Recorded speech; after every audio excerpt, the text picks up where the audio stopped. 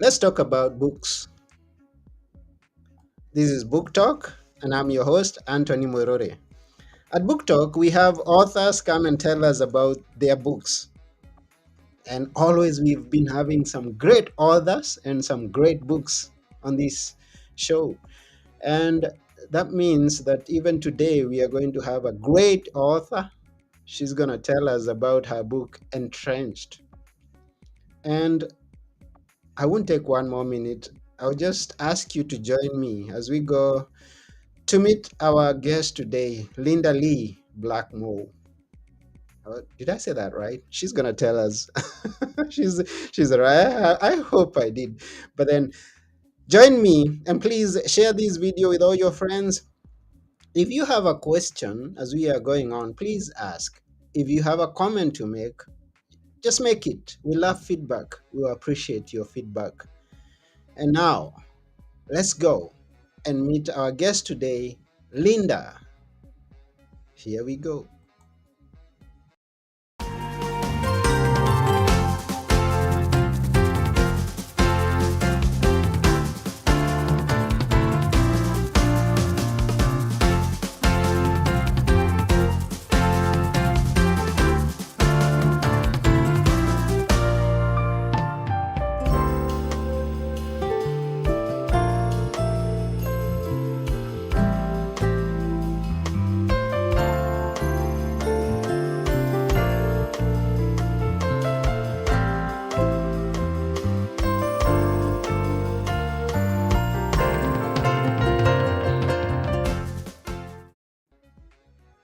Hello, Linda.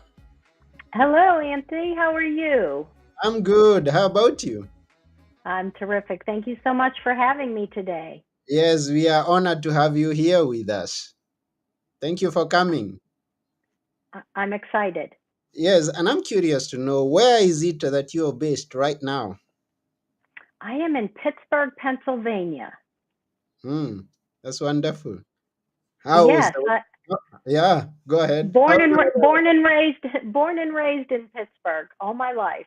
All your life you've been there? Yes, Okay, yes. I guess is a good place. You never want to leave it. You just want to stay there. The children, the grandchildren, everybody's here, so I like it. But my husband is actually from San Antonio, Texas, so we do get to go across the country quite a bit. Ah, that's good. Texas is also a Hmm. good place. It's a great place. Yeah, it's a great place. Now, what is it that you do currently, if I may ask? So I obviously I'm an author. I am a speaker, and I'm an advocate for women and children. And Mm. I use my platform and my books, as well as my volunteer work, to really advocate for women and children. Yeah, and women and children are people that we should always focus on. We should fight Yes, for them. Yeah, because yes. in many places they are not considered, they are not advocated for. So you're doing a great job. Well, thank you. How was it when you were growing up, and at what point did you pick an interest in writing? So I always loved to write, and I really am grateful to all the teachers who encouraged me. Um, I have to tell you, I'm even grateful to the professor who told me to give up the dream. Hmm. I don't know. Yes, he did. Yeah. I don't know if it's defiance or determination, but quitting was never an option for me. Mm-hmm. Um, writing has always been a part of who I am. It's how I think and how I process. Even as a child, I could be found holed up in my room with a tablet and a pen, writing away. I used to write mysteries as a child. Mm. I'm sure they were, childish, but so was I, right? So as I grew into an adult, my very busy adult life, a mother of four children in 5 years, so I was very busy, and I got away from the craft that I loved. Mm-hmm. And there came a time shortly after I was engaged to the man who would become my second husband, repressed memories of childhood sexual abuse returned. Mm. And I sought counseling at a place called the Pittsburgh Action Against Rape. And the counselor there recommended a book called The Courage to Heal by Ellen Bass and Laura Davis. And at the end of each chapter was a writing exercise. And that writing took me back to the craft I love and the writing I needed to heal. Hmm. You talk about abuse, please, and is something that we, I imagine that was something that triggered you into what we are going to discuss today. What's your experience? What was your experience that you had now to come to healing after reading the book? What what was the experience that you had experienced early in life? What was my Child abuse, abuse. Yeah, the child abuse experience? yeah.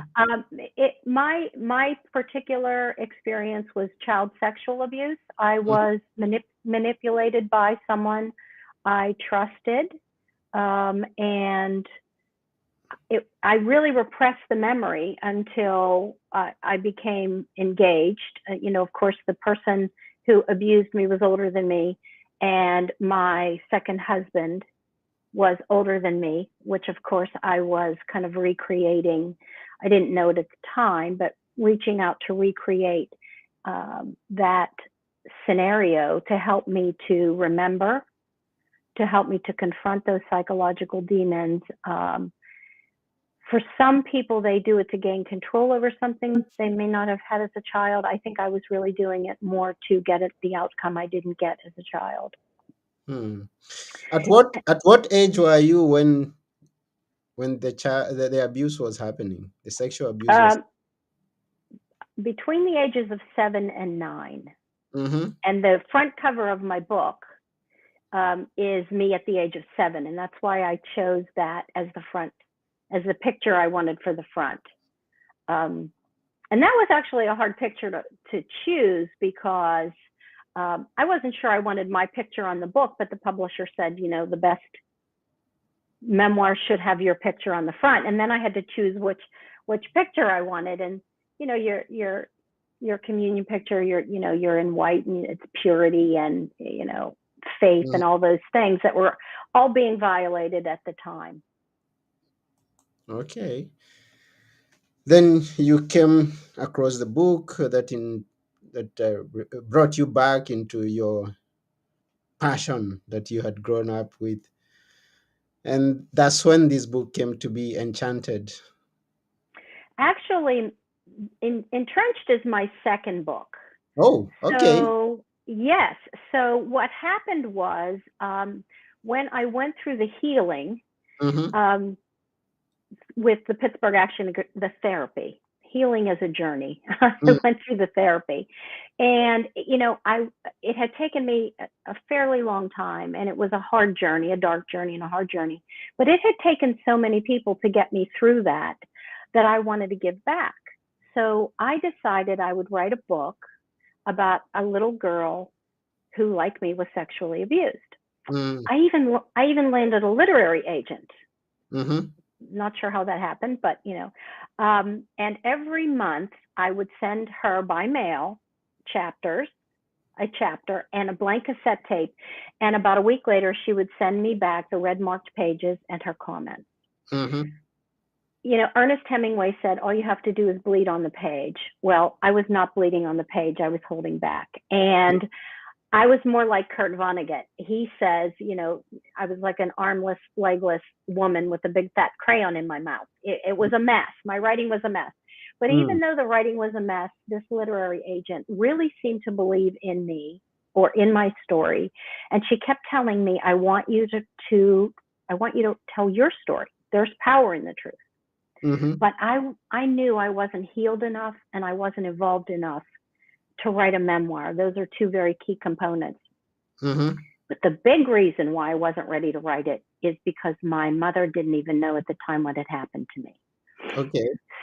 So when writing my story was out of the question, the literary agent suggested that I volunteer. And I decided to volunteer at Pittsburgh Child Advocacy. And that's an organization that brings children in for their forensic interviews for child abuse. Mm-hmm. And of course, I was just doing clerical things. I was filing or answering the phones. I didn't have any contact with the children.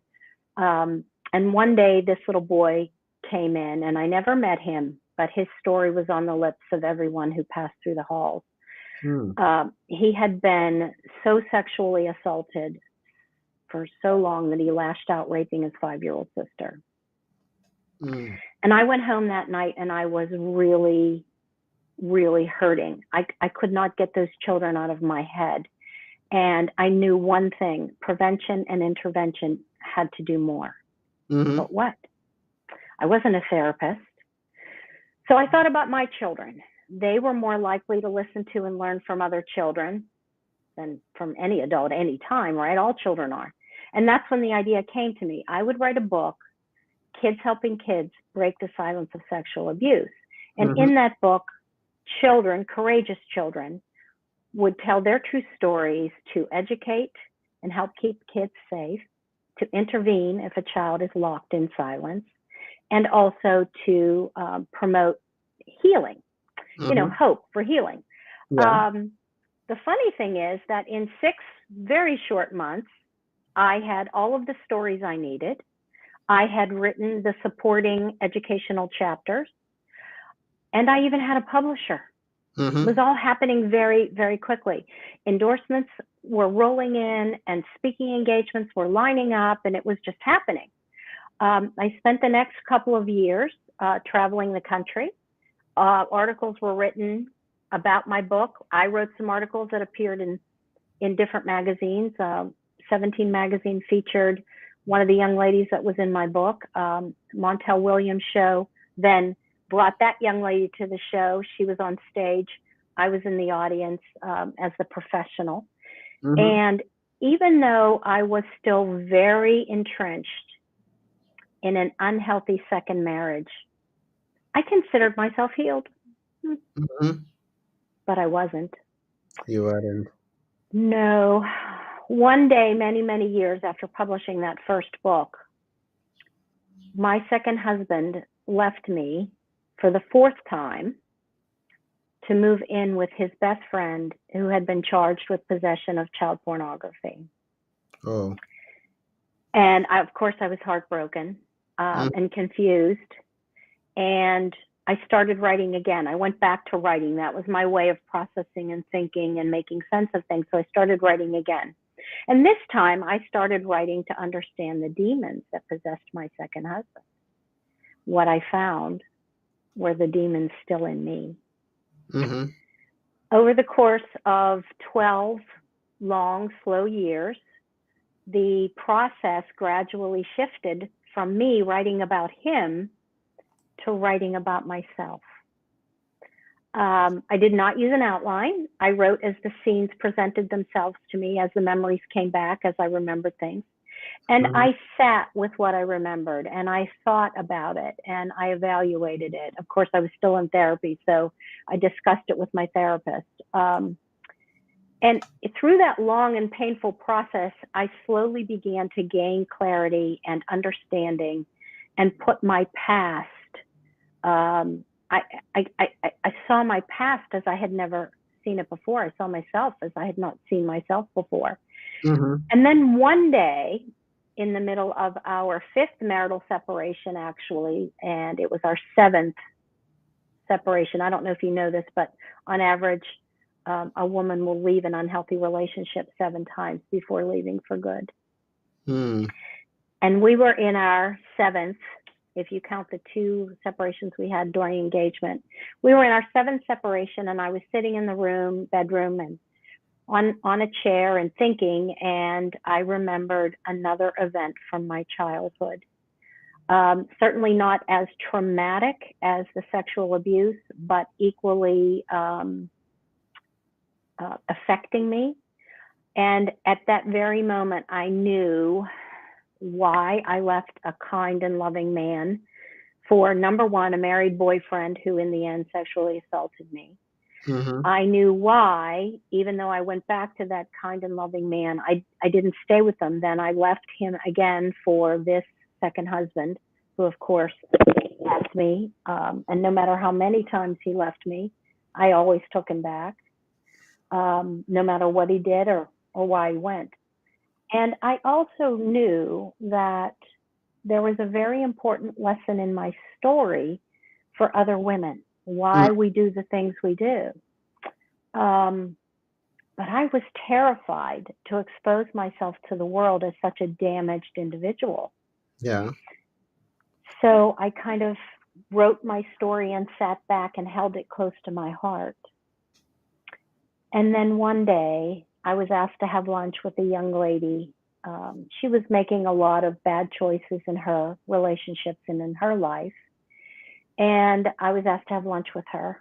And I knew I could give her sage motherly advice, but I also knew she'd be more likely to listen to and learn from my story.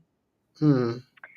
After I told her what I had been through and what I had learned, realized, she got up from the table and walked around and gave me a big hug. And she said, telling telling her my story had helped her to make sense of what she could not make sense of in the past.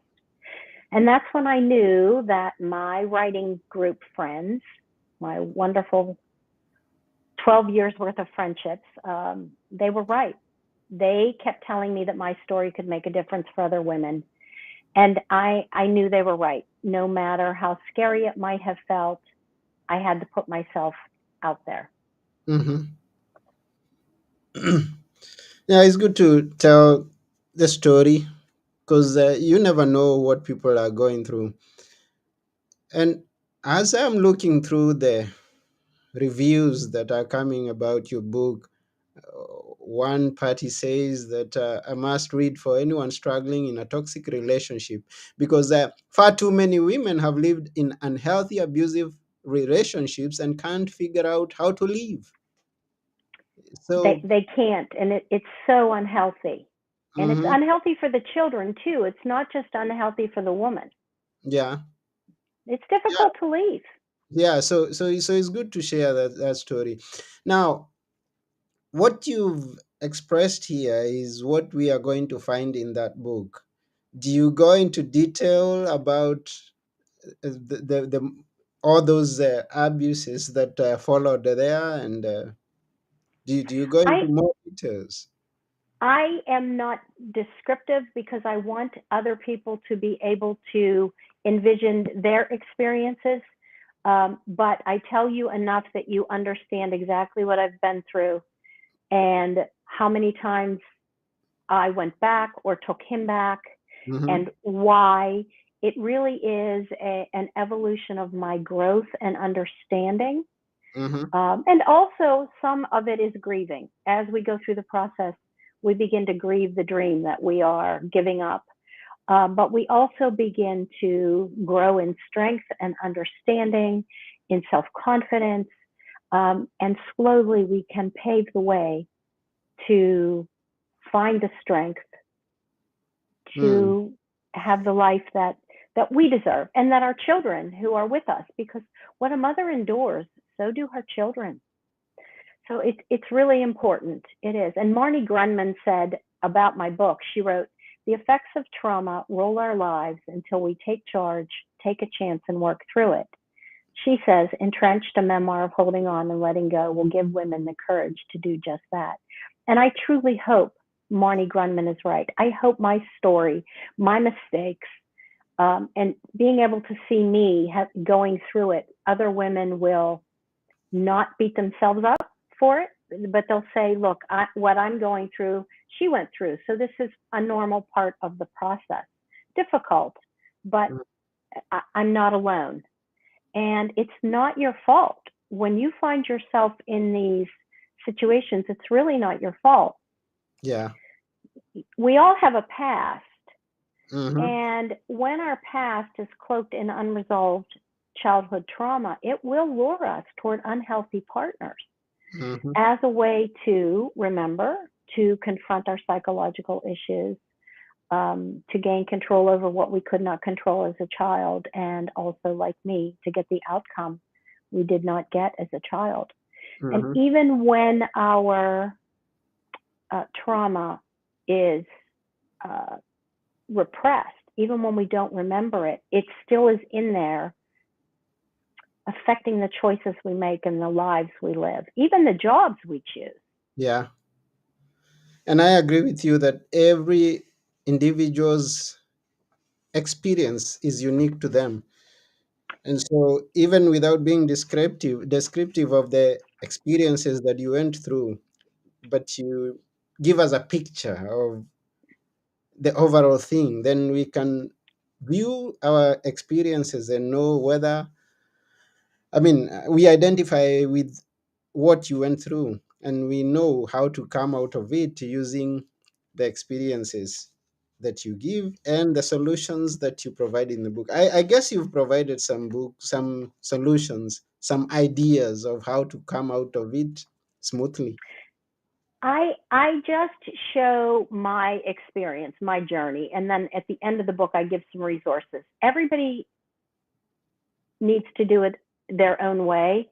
Mhm. My way to do it was writing, of course, therapy, and I've always been one of those people that learns everything the hard way.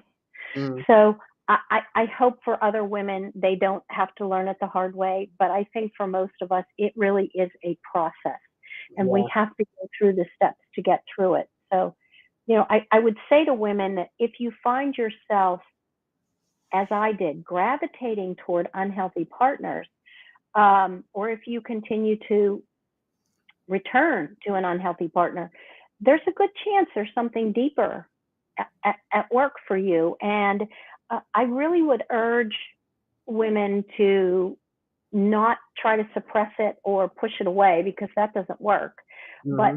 to really dig in there and try to figure out what's going on for me, because something is going on. it, Some it really is a sign that something is going on, and you cannot just push it away. You have to confront it. You have to work through it. And healing is a lifelong journey, a lifelong journey. Yeah. So if I may ask, because you said don't suppress it, but your book is a memoir of holding on and letting go. So why the holding on and the letting go? Can you explain to us a bit more on that? Yes, I was actually holding on to my second husband, right? Okay. Every time he left, I took him back. But when that second memory came back, when the memory is my abuser pulls up in a car that my father had rebuilt for him, Mm, and he walks over to where I am sitting on the curb and I'm building a house or playing jacks or whatever I was doing as a child. And he comes over and he kneels down and he says to me, I'm not coming around anymore. I'm getting married. mm, And I said to him, but you promised you were going to marry me. And he said, I can't marry a 9-year old. And of course, I was 9. So I said, but you promised. And he stood up and he brushed at his slacks and he tossed his cigarette into the gutter and snuffed it out with the pointy toe of his brown leather shoe. And he said, you know, I was just practicing mm, and you can't tell anybody. And then he walked down the walkway and stepped into the kitchen door of my home. And I heard him say to my mom and dad, guess what? I'm getting married. So for me, the layers, it was not just the abuse. I had dealt with the abuse. I had gone to the Pittsburgh Action Against Rape. I had written that book. For me, the layers were, or what was left to deal with, was the abandonment. mm, I was still dealing with abandonment issues. And not only did I choose a man to marry who was just about the same years older as my abuser was, mhm, but I also chose a man who kept leaving. So I was holding on to someone who left me. And mm, when I had that second memory, I realized that holding on to a man who leaves will keep me forever entrenched in the very thing I need to let go. Mm-hmm. So the whole journey for me was clinging to something unhealthy and then in the end having the wisdom and the understanding and the strength to let go. Okay, we get it. So, in whatever that someone may be going through, there is up to a certain level that someone can hold on. And then there comes that day when you just got to make the choice to let go. Yeah. And it helps if you have an understanding. Mm-hmm. Obviously, it's easier. You will feel empowered. I find that writing is very empowering for me. When you put something on the page, it separates it from you. It gives it a life of its own. You can Mm-hmm. pick it up anytime you want, but you're in control. It's no longer in your head or in your heart, keeping you fixated and anxious. So for Mm-hmm. me, the writing really did, it separated the trauma from me, but it also gave me um, a way to look at it from more of a distance and to become more objective Mm-hmm. about myself, about my relationship, and about the trauma. Mm. Yeah. At this time, I want to remember those people who are watching. Thank you very much for watching. Special mention goes to Arthur. Thank you, Arthur, for everything. I see you're clapping. And all those who are putting the likes there on TikTok, thank you very much. Thank you for watching.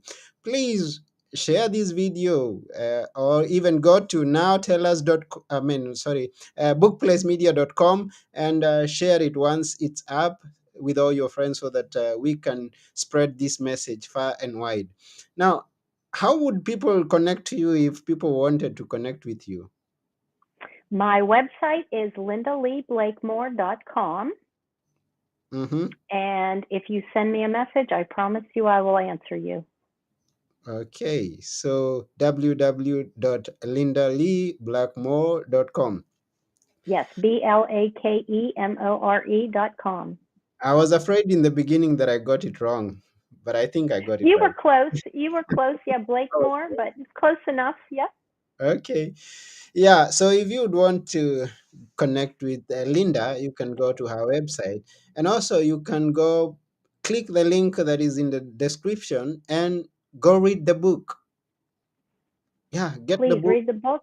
If Yeah, you get the book, would you please write a review on Amazon for me, please? yes, you write a review. So the book, once again, is Entrenched, a memoir of holding on and letting go by Linda Lee Blackmore. Yeah, this is a book talk, and we are moving on. Tell us a few things that you would like us to specifically go thinking about this book. Well, I'm doing this. I've done this book, and I donate all of the proceeds, by the way, to the agencies who support and help children and Mm, women. So I don't keep any of the profits at all.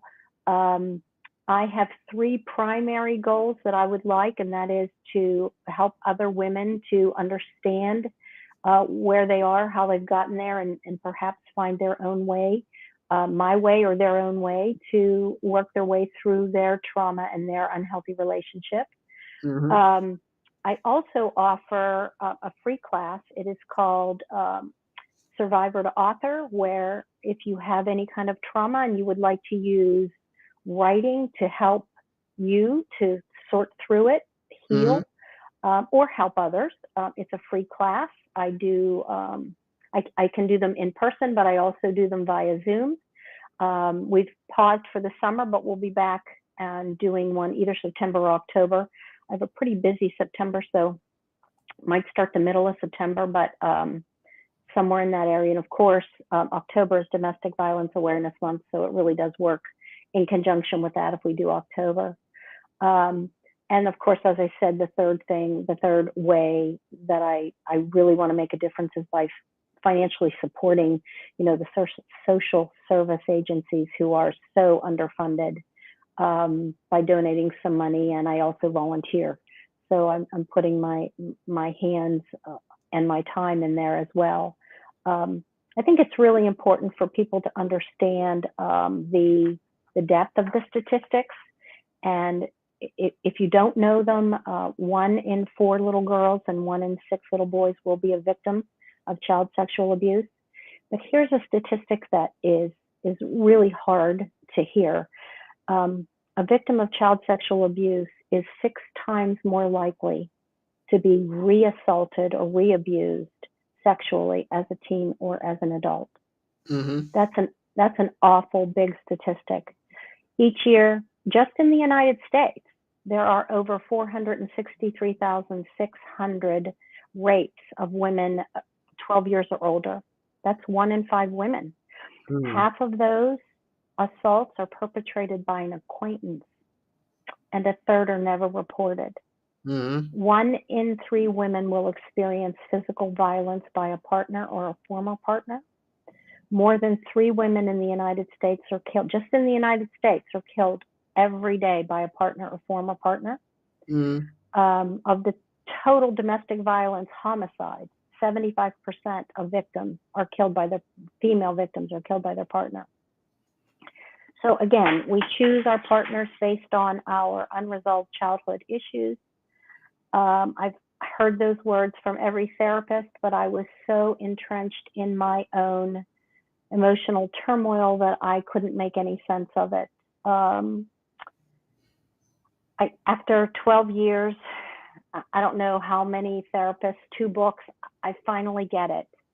And I hope that women can be spared what so many go through. I hope that we can be there for each other to help and protect one another. And if my book can make a difference for anyone, I'm grateful. Yeah, it should make a difference. Just as we see some reviews and the way they talk about it, I believe that every other person that is going to get the book is going to experience some impact in their lives from reading the book. Thank you so much. The book is currently being used, both of my books are currently being used as educational and intervention tools for women and children by therapists. So, hopefully it can help. And the domestic violence shelters.org, it's a recommended resource there also. So it seems to be, helping a little bit. But I'd like to help everybody if I could. And I think they've won some awards. Did I see that correctly? What's that? They've won an award. Yes, Entrenched. Well, the first book really was a nationally renowned book. It still Okay. sells today. And Mhm. Entrenched, yes, won first place in the award. Yes, it did. That's So, beautiful. That's beautiful. Beautiful. yes, Wonderful. yes. Now, you talked about mentioning the picture on the book. You wearing white, and now you're also wearing white. Tell us, tell us way back from then up to now, and through that experience, through the healing, and through now feeling the confidence to still, I mean, or rather, someone who may be going through some experiences, abuse, and then coming out and still feeling whole, feeling pure as before. Is there such a thing, or explain to us? When you first remember, and even before I remembered my abuse, I definitely felt damaged and dirty. I Mm-hmm. didn't even know why, and I felt different. I felt like I was the only one in the world. Um, but you're not the only one in the world. If you're in a room full of women, if you're in a coffee shop, if you're in a church, if you're in a restaurant, if you're in an office meeting, 25% of the women in there have had some kind of um, trauma, Mm-hmm. sexual trauma. It is not your fault. We are not to blame for what someone does to us. And a lot of times in a domestic violence situation, women blame themselves because they stay. or they return. And that can make you really feel like you're doing this to yourself. But Mm-hmm. you're not. You're doing the best you can. You stay because you need to stay at that moment. You Mm-hmm. leave when you have the knowledge and the resources to leave. And as women, we need to support each other. We Mm-hmm. need to be there for one another, not to be critical or competitive. And women are much more competitive with each other than men are.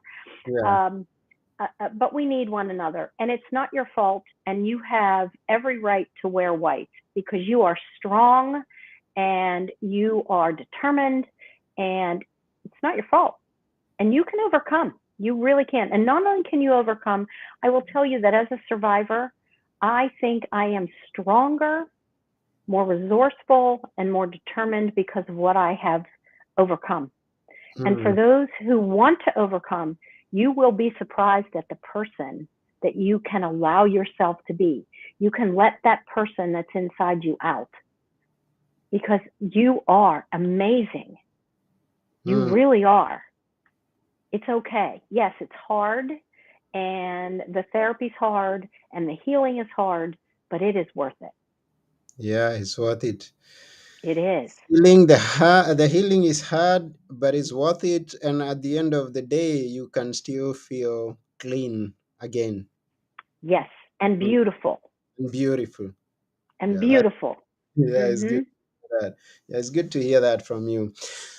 Yes. So once again, this is book talk. We've been talking about the book Entrenched, a memoir of holding on and letting go by Linda Lee. And we thank you, Linda, for coming on to this show. We appreciate Thank it. you, Anthony. Yeah. Thank you.